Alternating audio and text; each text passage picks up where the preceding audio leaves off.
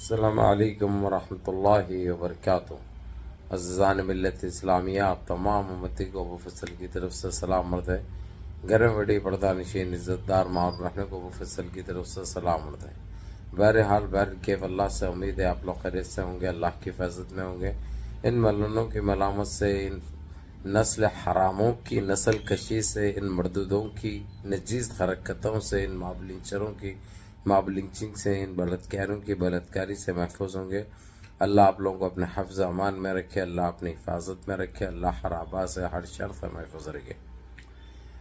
اور خلیج کے اور یورپ کے تمام بھائیوں کو، بہنوں کو، ماؤں کو، بیٹیوں کو عید الفطر کی پرخلوص مبارکباد۔ آپ لوگوں کے پاس آج عید کا پہلا دن ہے اور ہمارے پاس تو آج روزہ ہے اور شام میں چاند رات ہوگی انشاءاللہ تعالی۔ ہمارے پاس منڈے کے دن یعنی یوم الاثنین پیر کے دن عید کا پہلا دن ہوگا اور آپ لوگوں کے پاس دوسرا دن ہوگا۔ بہرکیف میرے عزیز دوستوں، میرے بھائیوں، دیش کے حالات سے تو آپ لوگ واقف ہیں اور دیش کے باہر کے حالات سے بھی آپ لوگ بجا واقف ہیں، لیکن یہ آپ کا بھائی آپ کو دیش کی ہی خبر سناؤں گا، کیونکہ ہمارے لیے ہمارے دیش کی خبر سب سے پہلے ہے۔ کیونکہ جتنے ہم نے 13 سال میں لگ بھگ جو اذیتیں، جو تکلیفیں، جو مشاکل ہم نے اٹھائے ہیں، جو برے دن ہم نے دیکھے ہیں، وہ کوئی اور نہیں دیکھ سکتے سوائے ایک فلسطین کو چھوڑ کر۔ فلسطین کے مسلمانوں کے اوپر جس طریقے سے جارجیت ہوتے رہی، وحشی کاروائی ہوتے رہی، درندگی ہوتے رہی، اس کے بعد جو ہے سو ہمارے دیش کے مسلمانوں کا بھی لگ بھگ وہی حال رہا۔ ماب لنچنگ کے نام پہ، جبکہ مرغی کا گوشت ہے، چکن کا، اس کو بیف کے نام پہ مارا گیا۔ کتنی گندگی پھیلائے، کیا کیا قوانین، کالے قوانین نافذ کیے گئے، یہ سارے چیزوں سے آپ لوگ واقف ہیں۔ لیکن یہ آپ کا بھائی آپ کو دیش کی ہی خبر سناؤں گا، کیونکہ بہت افضل ہے، آپ لوگوں کو اچھی طرح پتہ ہے۔ ابھی ان کا صفایا ہونے جا رہا ہے، لگ بھگ تو ہو چکا ہے، لیکن پھر بھی ان کی ہٹ دھرمی دیکھیے، ان کی ضد دیکھیے، اور ان کے پاس میرے کو انڈیا الائنس کی یہ چیز سمجھ میں نہیں آئی، ابھی تک شپت لینے کی تاریخ ڈکلیئر کیوں نہیں کر رہے ہیں لوگ؟ کیا اندر سے ملے ہوئے ہیں کیا سارے؟ اندر سے گرم آ گیا بھر گئے، یعنی کیا بولیں گے، اس کا کیا نکالا جائے گا؟ آپ لوگ اچھی طرح واقف ہے کتنے پاپڑ بیلنے پڑے ان کو، ان کی یہ نوبت لانے کے لیے، اور ان کے حرکتوں سے یہ دن دیکھ رہے ہیں۔ ابھی جو بھی ان کے اوپر جو مشکلیں آئی ہیں، جو برے دن آئے ہیں، جو ان کی اوقات ان کو دکھائی جا رہی ہے، اس کا خود ذمہ دار یہ ہے، کیونکہ دیش واسیوں کو یہ لوگ ایک اپنی یوز اینڈ تھرو کے ویسا یوز کیا۔ کوئی ٹیشو پیپر ہوتا ہے یا کوئی پانی کا باٹل ہوتا ہے، پی لیے پھینک دیے، ٹیشو پیپر پوچھ لیے پھینک دیے، ویسا استعمال کرنے کی یہ لوگ نجیس کوشش کرے اور اپنے آپ بڑے توپ خواہ سمجھنے لگے، اپنے آپ بڑے بادشاہ اور راجاؤں سے کم سمجھے نہیں یہ لوگ۔ یہ اس کا خمیازہ ان کو بھگتنا پڑ رہا ہے۔ جس طریقے سے مسلمانوں کے بیچ میں مداخلت کی یہ لوگ، ہماری شرعی اعتبار سے شرعی مداخلت کی یہ لوگ ٹیب الطلاق کے نام پہ، اور ابھی وقف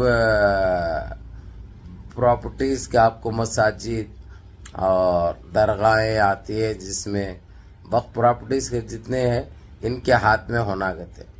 یہ کون سی نالی کے کیڑے ہیں، یہ کون سی گٹر کے جانور ہیں، یہ لوگ سمجھ میں نہیں آتا بھائی۔ یہ لوگوں کی زبردستی دیکھیے اگرچہ تو دل دہلا اٹھتا ہے، خون پکتا ہے، کھولتا ہے جسم کا۔ انہوں نے اتنا ظلم کیا ہے اور اتنی نااہلی اور اتنی زبردستی کی ہے، جب ان کے نام سے بھی نفرت ہونے لگی ہے مسلمانوں کو۔ بہرحال ابھی کچھ دن سے اچھی خبریں آ رہی ہیں مسلسل، اور اچھے دن دیکھنے کو آ رہے ہیں، اچھے خبریں مل رہی ہے، لیکن سب کو انتظار ہے راہل گاندھی شپت لینے کا۔ ایسا نہیں ہے کہ راہل گاندھی شپت لیں گے تو مسلمانوں کی تقدیر چمک جائے گی. چمکانے والا اللہ رب العزت ہے، بس وہی ذات ہے، اس کے علاوہ اور کوئی نہیں. لیکن جو یہ گندگی کم سے کم جو چلائی جا رہی ہے مساجد کو لے کر، درگاہوں کو لے کر، مسلمانوں کو لے کر، یہ گندگی CAA NRC کو لے کر، یہ ساری چیزوں پہ لگام لگ جائے گا. یہ چیز دیکھتے ہیں مسلمان کو، ان سے امید بھی نہیں ہے کچھ بھی. انہوں کیا دے سکتے، کیا کر سکتے ہیں؟ کم سے کم سکون سے رہنے دو، وہ بھی ان کے پاس دیکھا نہیں جا رہا. مسلمانوں کو تکلیف دینا ان لوگوں کے جسم میں آ چکا ہے، کیونکہ ان کے پاس خون نہیں ہے جسم میں، ان کے پاس موتر دوڑتا ہے. تو اس لیے یہ گندگی کرنا انہوں فیشن بنا چکے ہیں. لیکن ہم کو ان سارے چیزوں سے ہٹ کر ہمارے دیش واسیوں کے بارے میں سوچنا ہم کو بہت ضروری ہے. پہلے ہی ہمارا دیش مہنگائی سے جونج رہا ہے، بے روزگاری سے تھاپ رہا ہے. آپ بولے تو سمجھتے ہو نا، آپ لوگ کاپنا بولتے ہیں، سمجھ رہے ہو؟ تو وہ حالت بنا کے رکھے ہیں، اس کے باوجود بھی سکون نہیں ہے مسلمانوں کو.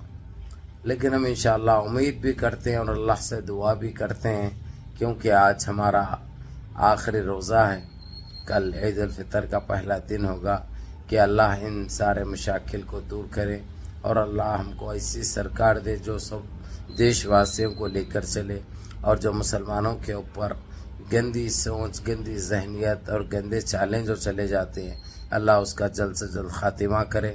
اور جو بے روزگار ہے اللہ ان کو روزگار سے لگا دے، اور جو ہمارے دیش میں مہنگائی ہے اللہ مہنگائی کو خاتمہ کر دے. اور جو ہماری بہنیں بغیر شادی کے بیٹھی ہیں ان کو نیک صالحین جوڑے نصیب فرمائے. اور جو مرحومین گزر چکے ہیں اللہ ان کو جنت الفردوس میں اعلیٰ سے اعلیٰ مقام عطا فرمائے اور ان کی مغفرت فرمائے. اور اللہ ہمارے دیش کی حفاظت فرمائے. اور یہ ان کالے انگریزوں کو اللہ جلد سے جلد ان کی اصلی جگہ پہ پہنچائے اور ہمارے دیش کو امن اور سکون کی جگہ بنائے. بہرحال میرے عزیز دوستوں، میرے بھائیوں، ابھی دیکھنا ہے ابھی جس طریقے سے منڈے کے دن انہوں تاریخ ڈکلیئر کرنے والے ہیں، منگل کی کریں گے، چہارشنبے کی کریں گے، جمعرات کی کریں گے، لیکن منڈے کے دن ہمارا عید الفطر کا دن ہوگا. اگرچہ ہم کو یہ عیدی مل جائے تو اس سے بہتر عیدی اور اس سے بڑی عیدی اور کیا ہو سکتی ہے، اس سے بڑی خوشی ہم کو اور کیا ہو سکتی ہے.